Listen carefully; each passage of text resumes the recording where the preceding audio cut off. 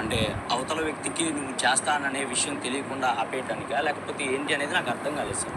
So, అవతల వ్యక్తికి కూడా తెలియాలి, ఇతను చేస్తానన్నది నిన్నే అని తెలియాలనే పాయింట్ నేను కరెక్ట్‌గా తనకి తెలియాలని నేను ఆ పాయింట్‌లో ఆపి, తను నిన్ను చేస్తానన్నాడు తనుజ.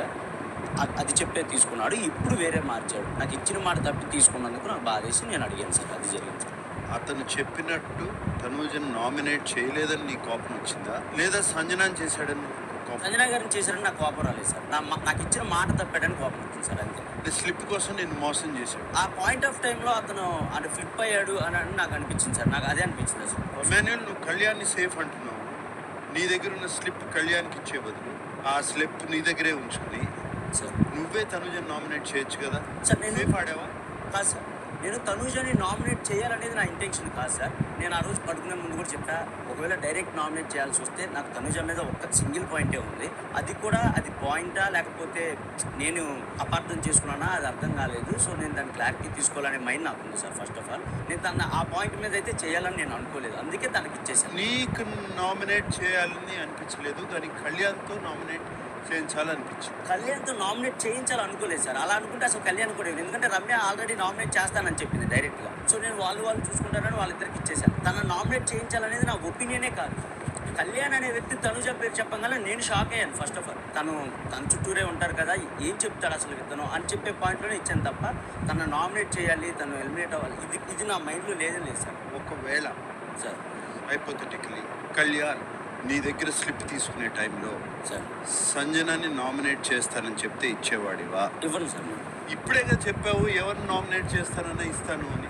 కాదు సార్, నేను సంజన గారిని నామినేట్ చేస్తానంటే ఆలోచించుకునేవాడిని సార్ అని చెప్పాను సార్. ఒక్కొక్కసారి ఆలోచించుకొని ఇచ్చేవాడిని అని చెప్పాను. బికాస్ సంజన గారు కూడా నాకు రాముని నామినేట్ చేస్తానంటే వద్దు, నేను అస్త్రం ఉపయోగించి మరీ వాడిని కాపాడాను, అసలు వద్దు నేను ఇవ్వను మమ్మీ అని చెప్పేసాను తను. సో నేను ఆలోచించుకున్నాను ఒకసారి. నామినేషన్స్ టైంలో నువ్వు చెప్పింది ఏంటో గుర్తుందా నీకు? సార్ కళ్యాణ్ నువ్వు తనూజని నామినేట్ చేస్తే ఏ పాయింట్ మీద చేస్తావో చూడాలన్నది నా కోరిక. కళ్యాణ్ అనేవాడు తనుజని నామినేట్ చేస్తారని ఎవ్వరు ఎక్స్పెక్ట్ చేయరు సార్ ఇక్కడ. సో నేను వాడు అడగంగానే నాకే షాక్ అయ్యాను. కళ్యాణ్ నువ్వు నిజంగా తనుజని చేస్తా అంటే అవునన్నా అన్నాడు.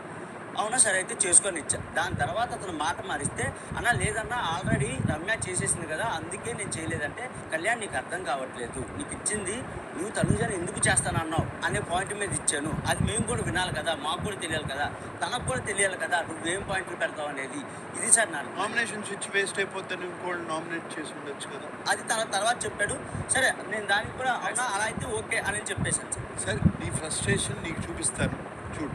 Big Boss video please. నీరు పోసి చచ్చిపోతున్న మొక్కను పెంచినట్టు సరే మీకు అంత గమనించు జెన్యున్ ఉంటుందలేదు. నేను అసలు ఎప్పుడో వచ్చాను నమ్మ పట్టించుకుని నీ నామినేషన్ చూస్తే నేను ఇంప్రెషన్ పోతుంది కళ్యాణ్ గారు. నీకు అర్థం కావట్లేదు కళ్యాణ్ గారు. మాకు ఎక్స్ప్లెయిన్ చేసిన దానికి అక్కడ మాట్లాడిన దానికి ఏమైనా సంబంధం ఉందా మైండ్? సార్ అదంతా అయిపోయిన తర్వాత వాడు వచ్చి సారీ చెప్తుంటే నేను చెప్పాను సార్. నువ్వు ఇచ్చిన మాట తప్పితే నీకు నీ మీద ఉన్న ఇంప్రెషన్ పోతుంది, అదే నేను చెప్తున్నాను. సరే అయిపోయింది అలా చెప్పాను సార్. కళ్యాణ్ చెప్పు దాని నుంచి ఇలా సార్ నిజంగా అన్న చెప్పిన దానికి యాక్సెప్ట్ చేస్తాను సార్. నిజంగా చెప్పాడు నాకు ఇక్కడ బ్లూ సాఫ్ మీద కూర్చొని కళ్యాణ్ పర్ఫెక్ట్ పాయింట్లు ఉంటేనే చేయి, లేకపోతే బ్యాడ్ అవుతావు, నువ్వు పర్ఫెక్ట్ పాయింట్లు ఉంటేనే చేయి అని చెప్పి తనుజని నామినేషన్ చేయడానికి ఖచ్చితంగా అయితే ఇంటెన్షన్ అయితే లేదు ఇమ్మానికి. నాకు బ్లూ సాఫ్ మీద ఆఫ్టర్నూనే చెప్పాడు. సో దాన్ని ఖచ్చితంగా ఇమ్మాన్తో యాక్సెప్ట్ చేస్తాను. కావాలని అయితే నాకు అలా అయితే అవ్వలేదు అనిపిస్తుంది. పర్ఫెక్ట్ పాయింట్ ఉంటేనే చెప్పినప్పుడు నీళ్లు పోసి పెంచడం అవసరమా ఆ మాట? సార్ నేను అది పర్సన్ గురించి చెప్పలేదు సార్. వీడు ఫస్ట్ నుంచి అన్న నాకు నమ్మకం పోతుంది, అది నాకు వల్ల కావట్లేదు అలా చెప్పుకుంటూ వచ్చాడు కాబట్టి నేను అన్నాను నీకు నమ్మకం పోయినప్పుడు నువ్వు ఉన్నదాని మీదే ఉండాలి కదా, ఆల్రెడీ పోయిందని మళ్ళీ నీళ్ళు పోసుకొని నువ్వు పెంచుకుంటున్నావు, నువ్వు ఒకసారి నువ్వు చూడు సార్, ఈ వీక్ కూడా గమనించు ఆ ఇంటెన్షన్తో చెప్పింది సార్. నేను అది వీడి నమ్మకం గురించి చెప్పింది అక్కడ నేనైతే. సరే మీ ఇద్దరు నమ్మకాలు ఇలా పెట్టుకోండి. చచ్చిపోయిన మొక్క ఒకసారి లేమా, నీ నమ్మకం ఏంటి ఆ వీడియో చూసిన తర్వాత? సార్ నేను యాక్చువల్లీ షాక్ అవుతున్నా.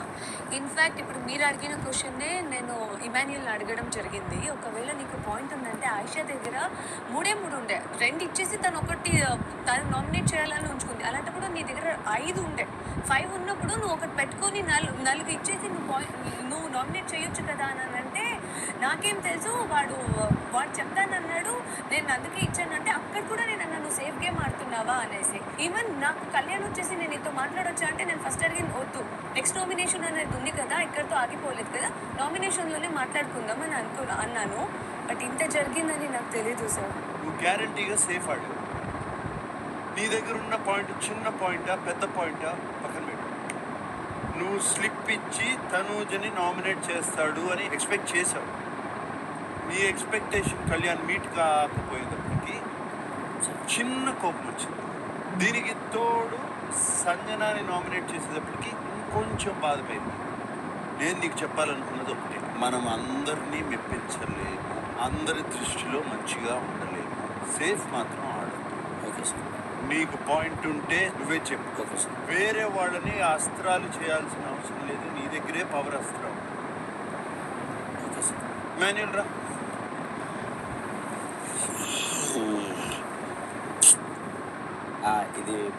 ఇదే చేస్తాను. ఆ, నేను 6 అడిగారు, 5కి ఇచ్చాను సార్ స్లిప్లు. 6 వ్యక్తి సాయాన్ని అడిగాడు, అది కళ్యాణ్ని చేయడానికి అడిగాడు. నాకు కళ్యాణ్ నామినేషన్లోకి వెళ్ళకూడదు అనే నేను సాయానికి ఇవ్వలేదు. వీడు మంచిగా కోరుకున్నాను. బట్ అది ఆ జరిగిన సిచ్యువేషన్స్లో నేను చాలా ఫీల్ అయ్యాను. అది వాడికి తెలుసు. Thank you sir. నీతో చాలా క్వైట్గా ఉన్నావు. నువ్వు రా.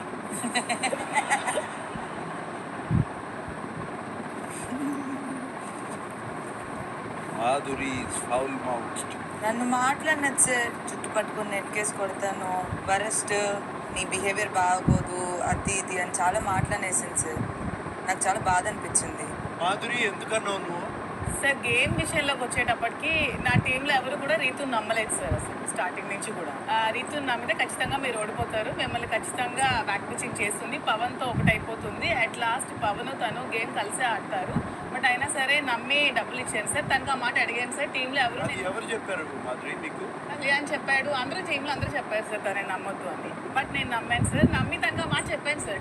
నాకు అడిగింది సార్, టీంలో ఎవరు వెళ్ళిపోతారు అనిపిస్తే అందరూ నాకు నమ్మకం ఉంది, నీ మీద నమ్మకం లేదని తన మీద డైరెక్ట్గా చెప్పాను సార్. చెప్పినప్పుడు తను నాకు ఏం సమాధానం చెప్పిందంటే, నేను గేమ్ని గేమ్ లాగా ఆడతాను, గేమ్ విషయానికి వచ్చినప్పుడు పవన్ వేరు నేను వేరు, పవన్కి నేను సపోర్ట్ చేయను, నా గేమ్ ఇండివిజువల్గా ఆడడానికి మాత్రమే నేను వచ్చాను, నేను పవన్ సపోర్ట్ చేయడానికి రాలేదు అని చెప్పింది సార్. బట్ అగైన్ డబ్బులు తీసుకొచ్చి మా టీంలో పాపం సుమన్ గారు అడిగారు సార్ డబ్బులు ఇవ్వమని. సుమన్ గారికి ఇవ్వకుండా అగైన్ తీసుకెళ్ళి పవన్ని మళ్ళీ అక్కడ గెలిపించి కంటెంట్ చేసింది సార్. సో ఈ విషయంలో నేను మన తనుజతో మాట్లాడుతూ ఇలాంటి విషయాలన్నీ బయట చేసి ఉంటే, అంటే బిగ్ బాస్ హౌస్లో కాకుండా బయట చేసి ఉంటే జుట్టు పట్టి నలికేసి కొట్టేదాన్ని. అప్పుడు తన వాయిస్ రైజ్ అయింది సార్.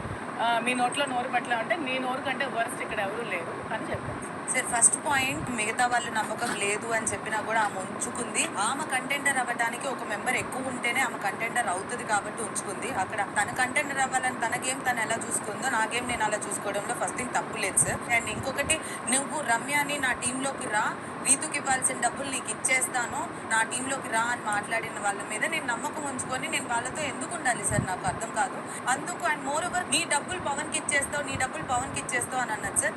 నా డబ్బులు పవన్కి ఇచ్చేస్తావు అని అంటే నేను కంటెండర్ అవ్వకుండా పవన్ కంటెండర్ అవ్వాలి అని నా డబ్బులు తీసుకెళ్ళి నేను పవన్కి ఇవ్వను.